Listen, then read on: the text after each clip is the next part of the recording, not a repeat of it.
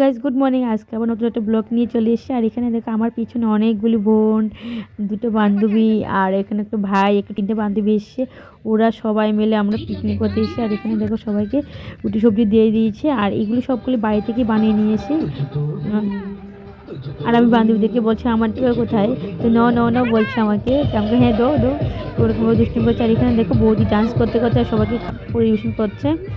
আর এখানে আমরাও খেতে বসে পড়েছি, মানে আমরাও খেয়ে নিচ্ছিলাম।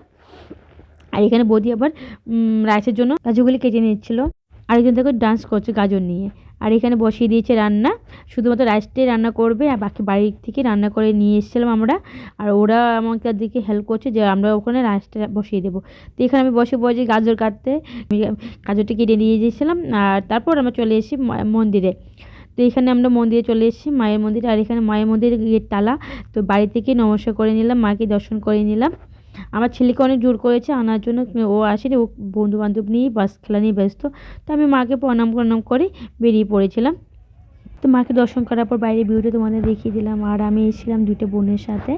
আর এখানে দেখো একটা মোটা গাছের মধ্যে বাচ্চারা কীভাবে খেলাধুলা করছে। তারপর বিকেল হয়ে এসেছিলো, আমাদের খাওয়া দাওয়া হয়নি, তো এখানে যাবো খাওয়া দাওয়া। তো মাঠে এসেই দেখি বাচ্চারা সবগুলি খেলা করছে, তো ওদেরকে সবাইকে ফটো নিয়ে নিলাম। আর তোমার ডান্স করতে বলেছিলাম, তো ওরা একটু একটু ডান্স করছিলো, আর খুব লজ্জা পাচ্ছিলো।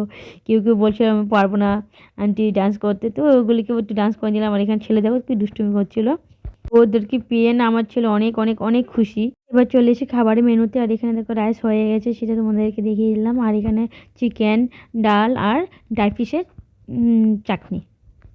আর ওখানে ওরা পাঁপড় করছিল, তো পাঁপড় করা হয়ে গেছে, তোরা নিয়ে এসে। আর তোমাদের দেখাতে ভুলে গেছি যে আমাদের মেনুতে এগ কারি ছিল, আর ওটা আমার দেখাতে তোমাদের পারিনি। আর এখন বাচ্চাদেরকে ডাল দিচ্ছি, আর বাচ্চাদের সবাইকে খাওয়ানোর পর আমরা সবাই বড়রা বসে পড়বো।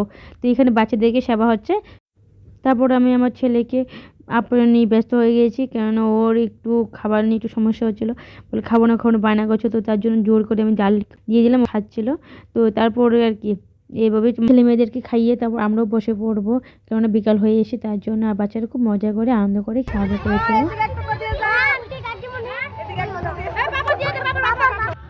তো এবারে এক এক করে বড়রাও সব বসে পড়েছে, আর দুই তিনজন মিলে খাবার পরিবেশন করছিলো।